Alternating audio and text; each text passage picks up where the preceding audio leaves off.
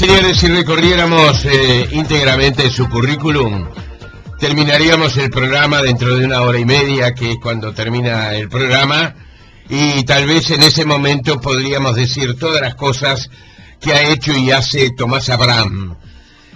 Tomás Abraham es un argentino conocido por muchos uruguayos, licenciado y con maestría en filosofía y sociología en las universidades de la Sorbonne y Vincennes. Es profesor titular de filosofía de la UBA, autor de libros como Pensadores Bajos, Los senderos de Foucault, La guerra del amor, El último oficio de Nietzsche, La empresa de vivir, Historias de la Argentina deseada, Situaciones postales, Fricciones, Batallas éticas en coautoría, y El amigo americano, que tiene una introducción nada menos que de Richard Rorty. Y también Historia de una biblioteca, un libro interesantísimo que el año pasado Abraham publicó y que nos permite a nosotros, a todos los que amamos la lectura, introducirnos allí en un mundo muy especial, según el autor lo cuenta. Es director del Colegio Argentino de Filosofía, editor de la revista La Caja, coordinador del Seminario de los Jueves, un grupo de aficionados a la filosofía con el que publicó varios libros. Esta es una experiencia lindísima sobre la cual ya estuvimos hablando en una oportunidad con Tomás Abraham aquí en nuestro programa. Además ejerce el periodismo, es columnista del diario Perfil. Sus artículos sobre política y medios de comunicación se han recopilado en los libros La aldea local, Pensamiento rápido y el presente absoluto, y es diploma de honor conferido en el año 2011 por el rectorado de la Universidad de Buenos Aires. Y aquí paro. Son muchos los premios que ha logrado Tomás Abraham, que está en Montevideo para presentar La lechuza y el caracol, contrarrelato político, una edición de Sudamericana. Bienvenido a nuestro programa, Abraham. Buenos días. ¿Qué tal? ¿Cómo le va? Ahora estoy en Colonia. Ahora está en Colonia. Sí. Está disfrutando de un hermoso lugar. Estoy disfrutando de un lugar del que disfruto hace 25 años. Dígame, ¿cómo es su relación con Colonia? Permítame esta digresión. Bueno, mi esposa, mi mujer, me la hizo conocer a Colonia hace muchísimo tiempo. Me enamoré del lugar, de la belleza, primero de la ciudad, que para mí fue un impacto, de esos faroles nocturnos. Me remití a otros lugares donde lo antiguo y lo mágico se combinan, y después el ser una punta como un archipiélago rodeado de agua. Me enamoré enseguida. Veníamos con bastante frecuencia con nuestras hijas en un hotel, alquilábamos un cuarto, después alquilamos para los veranos una casa, y después compré una casa. Después en esa casa viven ahora las hijas, que son grandes, digo que viven, que la visitan con frecuencia, y al final me mudé en Colonia al campo, detrás de la Plaza de Toros, a unos 7 kilómetros. ¡Oh, qué lindo lugar! Estoy en medio de la nada, veo árboles, y acá paso bastante tiempo, escribo, trabajo, los veranos casi completos, y durante el año bastante seguido, así que tengo amigos en Colonia. Así que para mí es mi hogar, con todo lo que significa la palabra hogar. ¡Qué maravilla!, ¿no? Yo siempre me preguntaba, y últimamente, yo quiero confesarle que el interés por su obra ha ido creciendo, sobre todo en los últimos años, ¿verdad? Y no solamente a través de sus libros, sino también a través de sus columnas de los domingos en el diario Perfil, que últimamente las estoy leyendo menos. La estoy leyendo menos porque está publicando menos. Sí, en vez de una tarea que era semanal, sí, estoy realizando una tarea mensual ahora, por varios motivos, quizás un poco de cansancio, pero también por un agotamiento psicológico respecto de la situación política argentina. Entonces llega un momento, después de tanta tarea y de tanto querer decir, que tomo un poco de distancia, no una distancia que tiene que ver con la pasión y con el interés, porque eso es difícil hacerlo, sino una distancia de otro tipo para poder pensar otras cosas y porque realmente el ambiente político argentino es sumamente tóxico y puede llegar uno a enfermarse. Ahí está. Ahora vamos a ir a eso porque La lechuza y el caracol precisamente es un libro que tiene buena parte de ese contenido que usted me manifiesta. ¿Hasta dónde la filosofía hoy nos puede explicar el mundo en el que vivimos? La filosofía no va a explicar el mundo en el que vivimos, porque el mundo en el que vivimos es inexplicable. Sí, es cierto lo que usted dice, que en algún momento la filosofía, que tiene 2500 años, pretendió dar una visión del mundo, es decir, pero esta visión del mundo, por lo general, tenía un objetivo bastante más chiquito, es decir, que los filósofos, cualquiera que le pueda nombrar, tenían una intención y un compromiso con la realidad en la que vivían, llámese Estado, comunidad, nación, muy estrecha. Así que las visiones globales del mundo tenían como una premura y una necesidad de transformación del mundo en el que ellos vivían. Y el mundo en el que ellos vivían, por supuesto, era un mundo acotado, no vivían en el universo. Pero es cierto que la filosofía ampliaba el horizonte de su mira para dar una visión del mundo total. Esta totalidad de la que la filosofía se hacía cargo se derrumbó ya en el siglo XIX con el último filósofo de la totalidad, que fue Hegel, que tenía una visión de la historia y una visión del mundo que cerraba sobre sí misma, o sea, tenía un sentido total. Este sentido total nosotros lo hemos perdido primero con las religiones por supuesto que existen, pero no vivimos bajo un paradigma religioso, cada uno hace la religión que puede, y por otro lado también con la visión sistémica de un universo global que tenía un sentido. Hoy los sentidos proliferan, nacen, se construyen, se edifican y se disuelven, y bueno, esto no es una mala noticia, simplemente es el reconocimiento de un factor de libertad que los seres humanos lo tienen, ya sea para mal o para bien. Claro, el mundo, la civilización, los seres humanos hemos cambiado y desde los griegos en adelante la filosofía entonces se ha visto desafiada.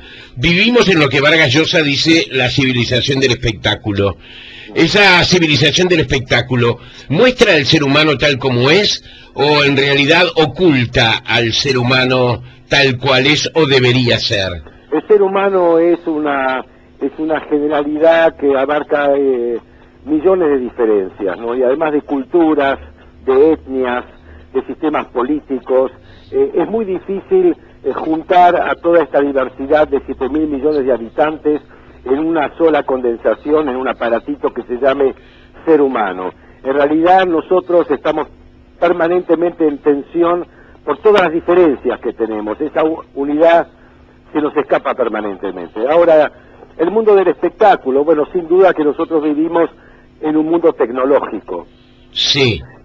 Este mundo tecnológico no es un invento de hoy, simplemente tiene sus propias características. Imagínese lo que provocó la invención de la imprenta. La invención de la imprenta tuvo efectos políticos y culturales absolutamente radicales. Si no hubiera habido imprenta, no hubiera habido ni siquiera cisma del cristianismo, no hubiera sido posible un Lutero, porque si no se leía la Biblia en alemán, entonces los europeos no hubieran llevado a cabo el cisma cristiano, que tuvo efectos políticos que uno puede decir hasta la democracia moderna deriva de ese invento de Gutenberg, que es la imprenta que permitió la traducción de los textos latinos y griegos y multiplicarlos por millones. Un montón de gente tuvo acceso, ya que no se hablaba latino, ¿es cierto? Entonces la tecnología siempre ha sido importante, hoy en día también lo es, y quizás lo que más sorprenda es la velocidad de los cambios. Ahí sí creo que hay una novedad en nuestros tiempos.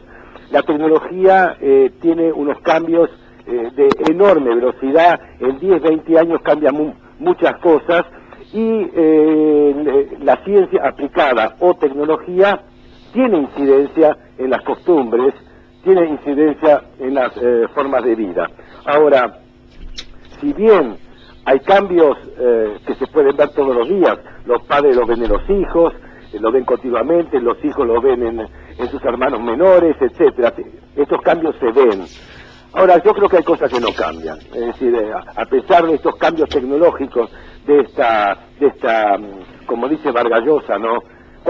En general, cuando se dice que el mundo es un espectáculo o que vivimos en la sociedad del espectáculo, se lo dice con desprecio. Es decir, allí hay como una especie de sorna o de burla a la frivolidad, a una cultura que se pretende como entretenimiento. Todo ese tipo de moralismo creo que no lleva a nada. Pero a pesar de esos cambios, y a pesar de ese mundo de imágenes, de simulacros, creo que la historia de la humanidad muestra que hay cosas que no cambian. Desde mi punto de vista, lo que no cambia son las pasiones. Se odia, se ama, se envidia, ese tipo de relaciones entre los humanos es la constante de la historia. Todo el resto cambia, la racionalidad cambia, las costumbres cambian, todo cambia, pero la pasión por ahora ahí está. La pasión, eso que mueve, eso que vuelve loca a la gente, eso que va más allá de la razón y de la sensatez, eso está. Por eso no se puede decir que hoy la gente viva mejor que hace 2500 años. Vive distinto, pero no mejor, porque incorpora el mismo tipo de irracionalismo que define al ser humano también. Uh-huh. El libro se llama La lechuza y el caracol. Hacemos alusión al último título, al más reciente título, para hablar bien, ¿verdad?, de su producción. Me llama la atención esto de contrarrelato político que acompaña al título del libro. Sí. Bueno, lo que pasa es que en Argentina el kirchnerismo, que tiene ya casi 10 años, se construyó sobre la base de una leyenda, ¿no? Esta leyenda la fue construyendo con el tiempo. Es una leyenda manipuladora, es una leyenda que tergiversa la historia, que construye la memoria para uso, abuso y conveniencia del poder, instaló y reivindicó la cultura política de la década del 70, la de la lucha armada, proclamó la época de la juventud maravillosa, que es la de mi generación, por supuesto que la de esa época, reabrió los juicios a los criminales de Estado, no hizo ningún tipo de autocrítica a lo que llevó a la sangría de los argentinos en la década del 70 y partes del 80, entonces se construyó una leyenda que, como toda leyenda de tipo mítica, a la que el mismo oficialismo llamó relato, tiene sus mártires, con sus víctimas, las elige, tiene sus héroes y fundamentalmente sus enemigos.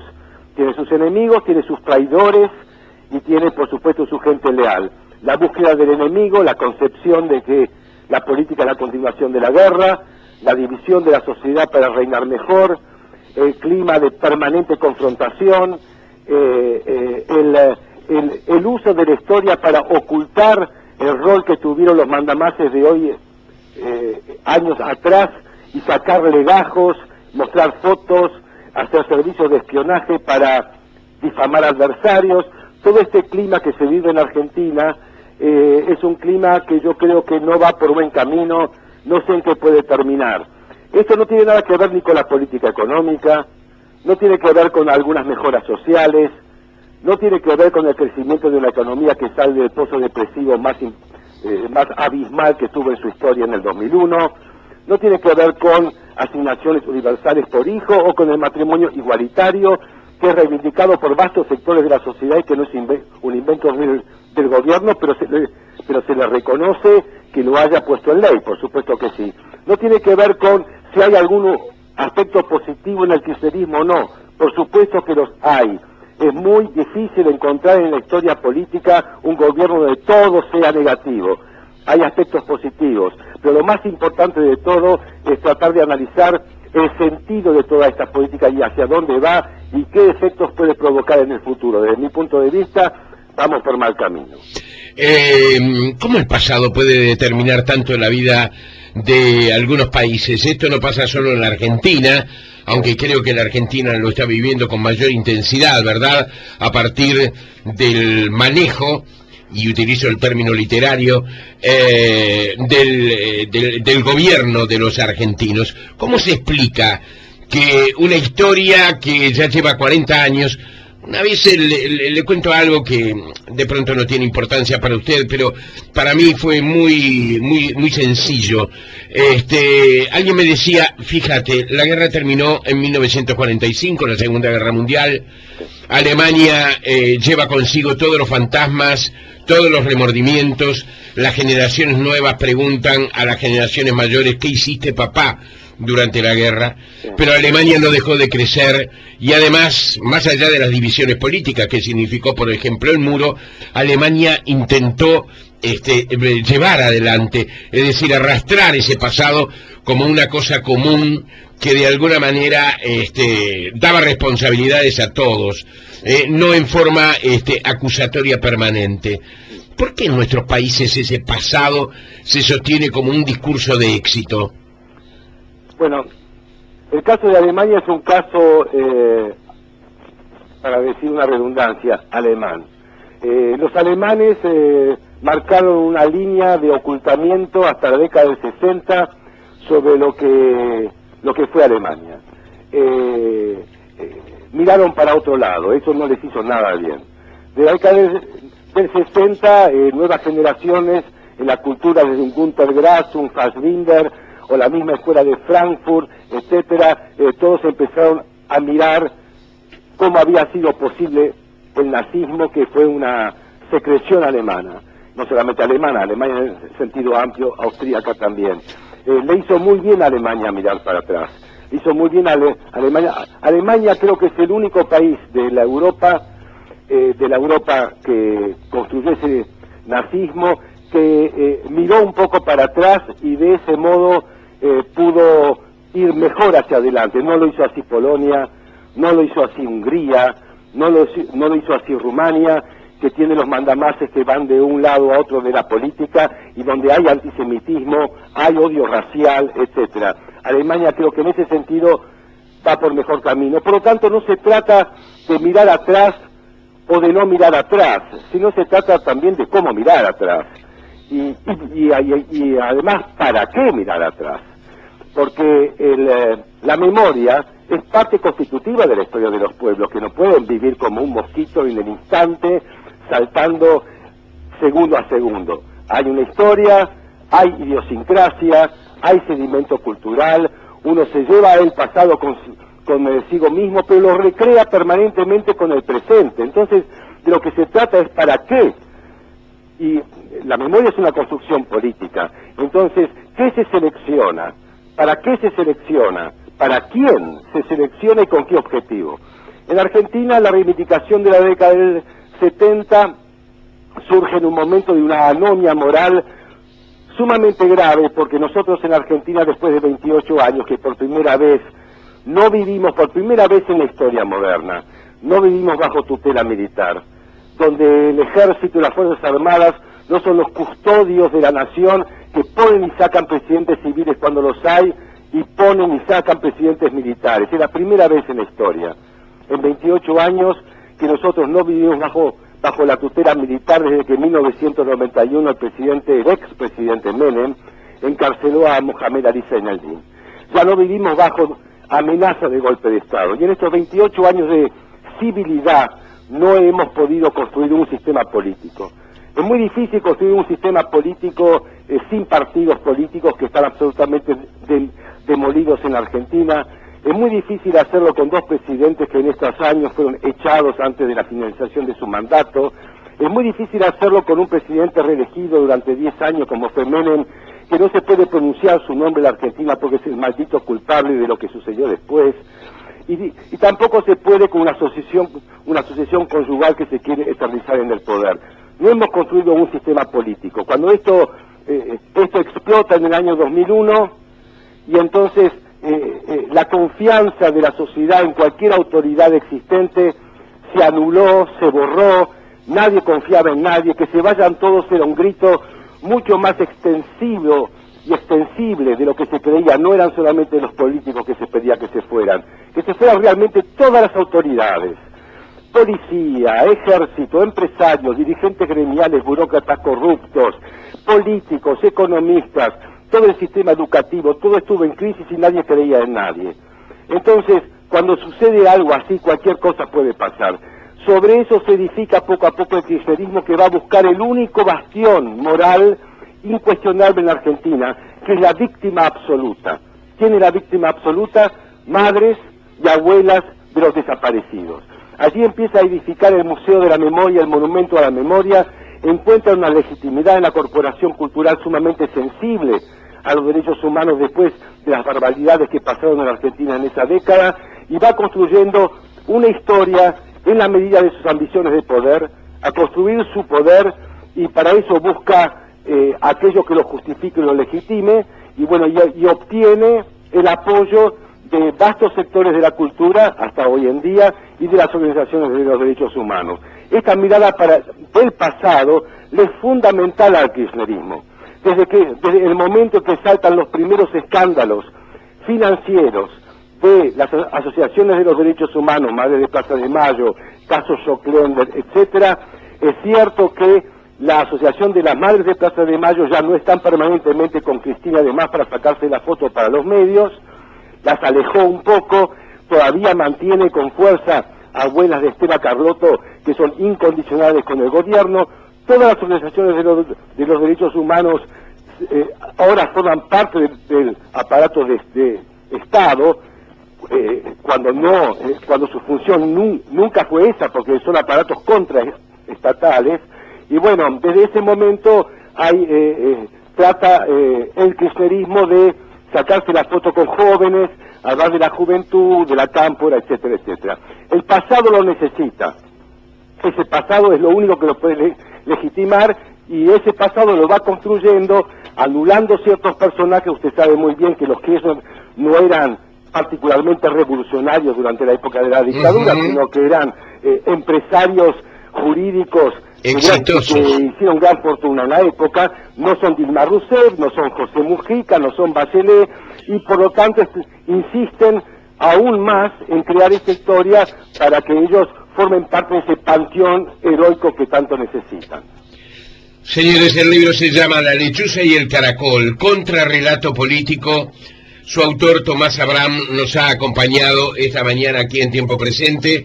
Me quedaría mucho más tiempo conversando con usted, lo seguiré leyendo. En alguna oportunidad le voy a fastidiar, digamos, la calma y la paz productiva y espiritual que seguramente le da el departamento de Colonia, para seguir conversando sobre estos temas y otros temas, porque me quedaron muchísimas cosas para dialogar con usted. Créame, he sido un fiel lector e interesado lector, no siempre de acuerdo, pero eso es una de las cosas más valiosas que alguien nos puede encontrar, nos puede dar, es decir, la posibilidad de cuestionarnos y cuestionar, ¿verdad?, sobre temas que son tan importantes en la vida hoy de las sociedades, en un momento en que las sociedades discuten muchas pavadas y dejan de lado muchas cosas trascendentes. Le agradezco mucho por este tiempo, Muchas gracias por la llamada y hasta pronto. ¿Está en el campo usted en este momento? Sí. ¿Está cerca de una ventana? No, estoy rodeado de ventanas. ¿Está rodeado de ventanas? Sí.